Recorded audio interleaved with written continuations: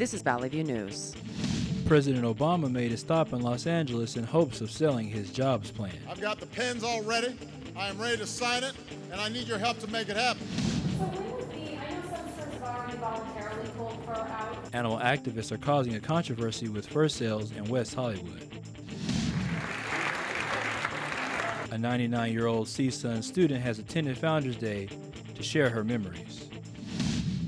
Good afternoon and welcome to Valley View News. I'm Courtney Clavon. And I'm Brendan Nakamini. The federal government has apparently avoided a shutdown. The government would have run out of money by the end of this week, but Senate leaders agreed Monday on a tentative plan to keep government agencies funded until November 18th. The issue had stalled. The decision was about the money to be allocated to the Federal Emergency Management Agency. FEMA was running short on relief funds to aid victims of natural disasters. The latest data show more Americans are living without health insurance. Sarah Pila tells us some options that uninsured students may be able to take advantage of. Millions of Americans go without health insurance for various reasons. Students who are young and healthy may think they're fine without the extra expense of health insurance, yet some CSU campuses are offering an affordable health coverage option to students who may not otherwise receive it if they weren't in school. Skateboarding to class without a helmet, smoking cigarettes, and enjoying some fast food are some of the life choices that young Americans make. The U.S. Census Bureau released their latest report claiming almost 50 million Americans are without health insurance, the most in over 2 decades.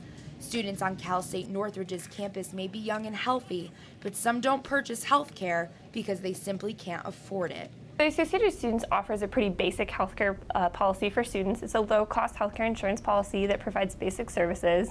It doesn't include dental, OBGYN, or vision, but it does include like your regular healthcare visits. If you have the flu, if you have a broken leg, it's basic coverage. What I say to students who say they can't afford it is make sure you know about the free resources that are available to you on campus and in the community. Do what you can to stay as healthy as you can. Joanne Nyland is an international student studying from Sweden. International students are required to have health insurance at CSUN. Nyland had to go to the emergency room once after being hit by a car while riding his bike. Some students might think insurance is not needed and are willing to take the risk. If I do not have it, it's going to be a whole lot more expensive. They need that health coverage. I mean, you're looking at a medical bill I've seen, $250,000 medical bill. Who's going to pay for that? How's that going to get covered? So what about those who are willing to take the risk and not purchase health insurance? What happens is a person is sick and they say, well, I can't go to the doctor, I can't afford it. I'll wait. Then they get sicker. I'll wait. And then finally they have to go into the hospital emergency room. So every person that doesn't have insurance is like playing Russian roulette, you know, with a revolver. The chamber's gonna one day have a bullet in it. The best way to ensure that you don't have any hospital bills is by staying healthy. The best way to do that is living an active lifestyle, consuming a nutritious diet, not smoking, and being safe during certain activities. So when you're driving, not using your cell phone or wearing a helmet while biking or skateboarding.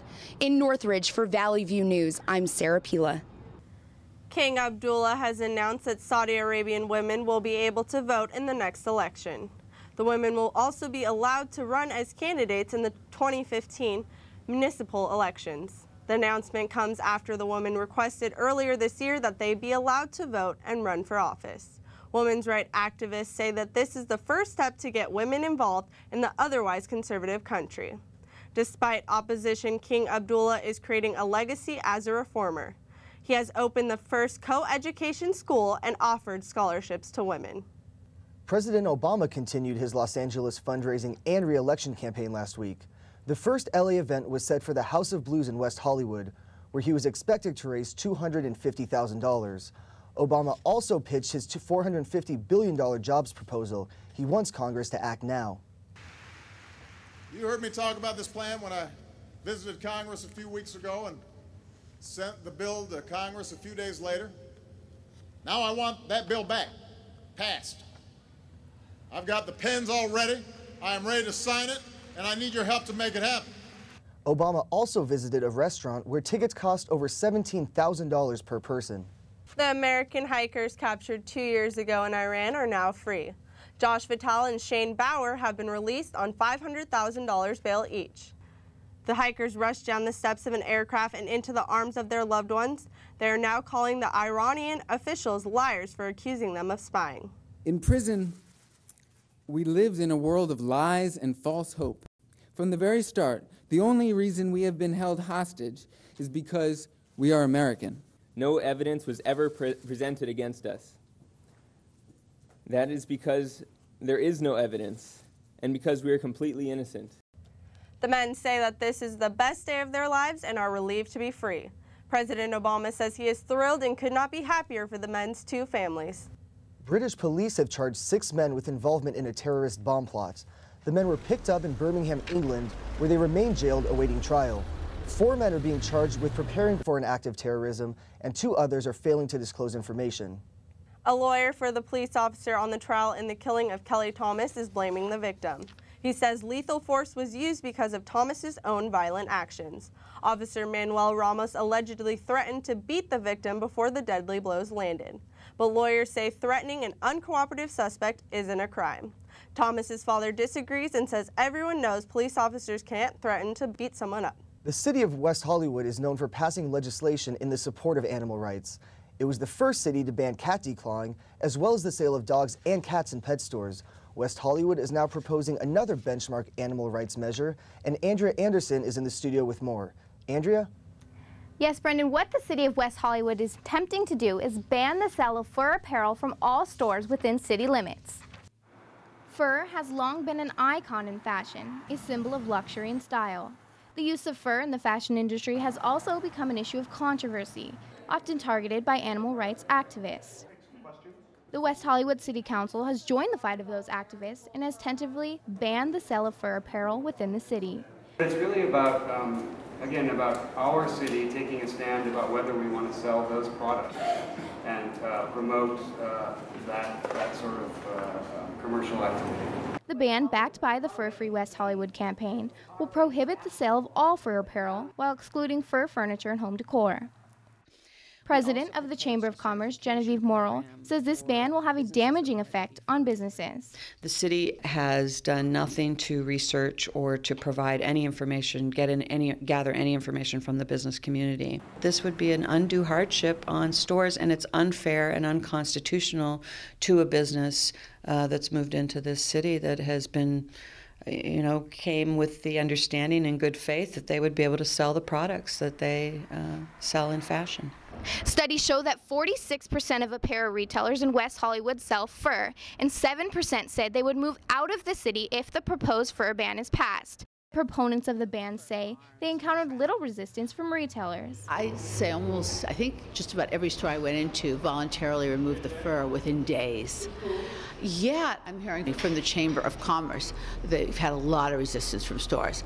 Whether that's true or not, I don't know, but that wasn't my experience when I went into stores, and these included high-end retailers. There's no question that the city of West Hollywood holds a reputation as a fashion frontrunner, and the effects of this ban could be damaging to the city's image. The city will still be known for many things, for dining, for entertainment, but it will lose its image as a fashion destination. The fact is that today, more than 400 well-known international designers use fur in their collections. It has almost become a point of branding. The fur ban is not yet officially in place, and the City Council will make the final vote during its next meeting. Now, if the proposed ban is passed, retailers will then have 30 days to remove all fur from their shelves before fines are imposed by the city. Back to you. The Glendale School District and some parents are trying to block a graphic murder novel from being used. A teacher wants to add Truman Capote's In Cold Blood to the reading curriculum. Glendale High School English teacher Holly Ciotti says the book introduces students to the judicial system and allows them to form their own opinions. Riverside Sheriff's deputies say a 14-year-old Hemet boy has died from a gunshot wound. The boy was pronounced dead 15 minutes after the deputies responded to a call of an assault. The boy's name was withheld. Authorities did not immediately have any suspects.